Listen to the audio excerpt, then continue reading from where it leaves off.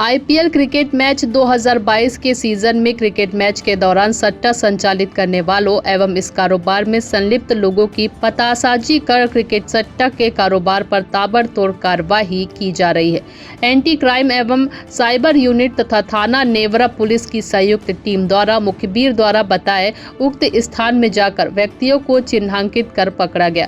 Team के सदस्यों द्वारा पूछताछ करने पर व्यक्तियों ने अपना नाम विजय चंदवानी एवं निखिल कुमार ज्ञान चंदानी निवासी तिल्दा रायपुर का होना बताया। कड़ाई से पूछताछ करने पर सटोरियों द्वारा अपने मोबाइल फोन में ऑनलाइन क्रिकेट सट्टा संचालित करना स्वीकार किया गया। तिल्दा नेवरा से अजय नेतान की रिपोर्ट। साई धाम रोड तिल्दा तुलसी के पास दो व्यक्ति जो है मोबाइल में ऑनलाइन क्रिकेट सट्टा खिला रहे हैं।